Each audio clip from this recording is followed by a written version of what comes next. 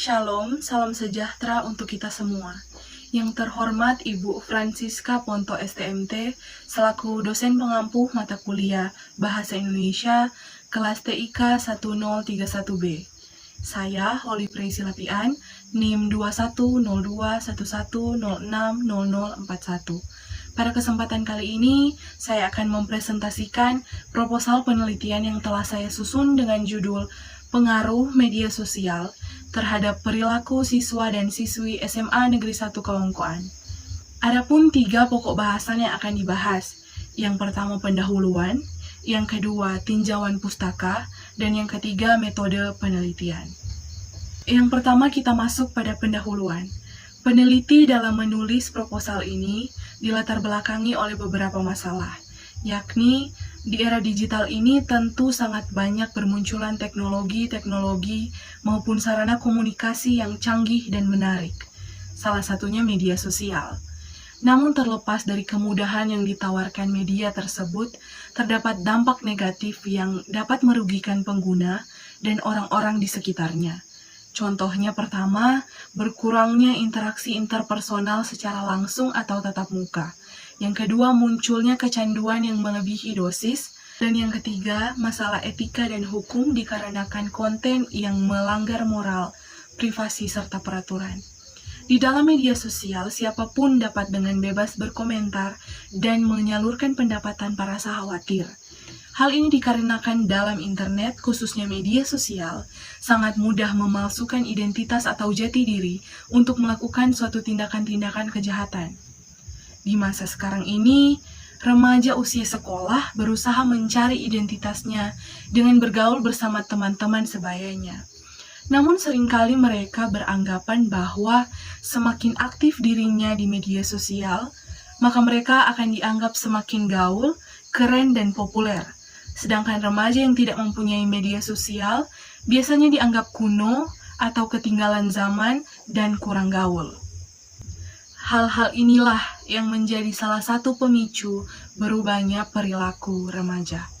Dari latar belakang yang telah diuraikan, adapun rumusan masalah yaitu bagaimana pengaruh media sosial terhadap perilaku siswa dan siswi SMA Negeri 1 Kawangkoan.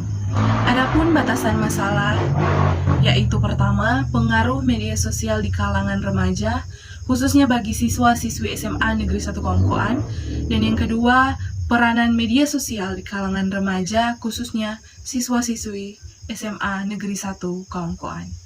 Kemudian tujuan dari penelitian ini adalah, pertama, karakteristik media sosial terhadap perilaku remaja, khususnya siswa-siswi SMA Negeri 1 Kawangkoan tahun 2021, dan yang kedua, terpaan media sosial di era modern terhadap perilaku siswa dan siswi di SMA Negeri 1 Kawangkoan tahun 2021.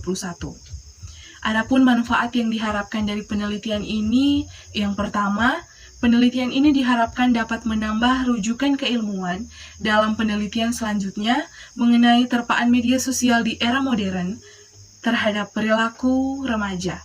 Dan yang kedua, penelitian ini diharapkan dapat memberikan pengetahuan dan wawasan bagi pembaca. Kita masuk pada bagian yang kedua, yaitu tinjauan pustaka. Media sosial.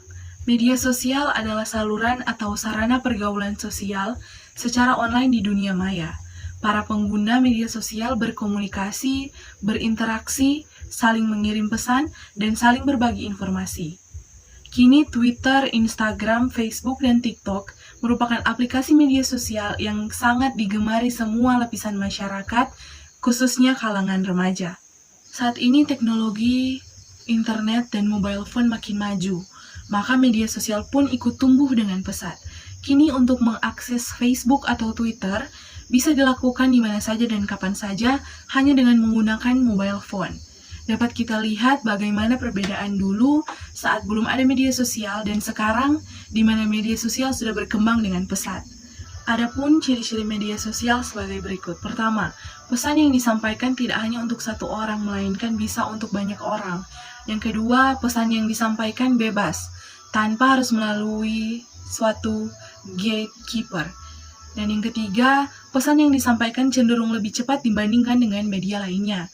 Dan yang keempat, penerima pesan yang akan menentukan waktu interaksi. Berikutnya kita akan membahas tentang remaja. Calon dan kawan-kawan pada tahun 1994 mengatakan bahwa masa remaja menunjukkan dengan jelas sifat transisi atau peralihan karena remaja belum memperoleh status dewasa dan tidak lagi memiliki status anak. Dan menurut Sri Rumini dan Siti Sundari tahun 2004 mengatakan bahwa masa remaja adalah peralihan dari masa anak ke masa dewasa yang mengalami perkembangan di semua aspek atau fungsi untuk memasuki masa dewasa. Menurut Widya Stuti tahun 2009, berdasarkan sifat dan perkembangannya, masa remaja terdapat 3 tahap, yaitu pertama, masa remaja awal, di mana remaja tampak dan memang merasa lebih dekat dengan teman sebayanya. Mereka merasa ingin bebas dan ingin lebih banyak memperhatikan keadaan tubuhnya dan mulai berpikir khayal. Yang kedua, masa remaja tengah, di mana remaja merasa ingin mencari identitas diri dan selanjutnya adanya keinginan untuk berkencan dan tertarik pada lawan jenis. Ketiga, timbulnya perasaan cinta yang mendalam. Dan yang terakhir, mampu berpikir abstrak. Dan yang ketiga, masa remaja akhir, di mana remaja dalam mencari teman sebaya mulai lebih selektif. Mereka kini memiliki citra dan gambaran terhadap dirinya, kemudian dapat mewujudkan perasaan cinta dari dalam hatinya. Berikut ciri-ciri perkembangan remaja menurut Widya Stuti tahun 2009. Yang pertama, adanya perkembangan biologis. Yang kedua, perkembangan psikologis. Yang ketiga, perkembangan kognitif. Yang keempat, perkembangan moral. Yang kelima, perkembangan spiritual. Dan yang terakhir, perkembangan sosial. Berikut merupakan pengaruh positif media sosial terhadap remaja. Pertama, media sosial dapat memudahkan remaja untuk sharing atau berbagi. Dengan adanya media sosial, remaja mudah berbagi mengenai pengalaman hidupnya dan berbagi hal lain, yaitu dengan memposting hal-hal tersebut ke dalam platform-platform media sosial. Yang kedua, memudahkan remaja dalam memperoleh informasi. Remaja menjadi mudah untuk memperoleh informasi yang ada di internet karena adanya platform-platform media sosial tersebut. Yang ketiga, memperluas jaringan pertemanan atau networking. Remaja akan menjadi lebih mudah berteman dengan orang lain di media sosial. Dan yang terakhir, remaja dapat belajar mengembangkan keterampilannya di bidang teknologi. Terlepas dari pengaruh positif media sosial terhadap remaja, ada pula pengaruh negatif yang dapat merugikan remaja. Yang pertama, remaja menjadi malas belajar berkomunikasi di dunia nyata.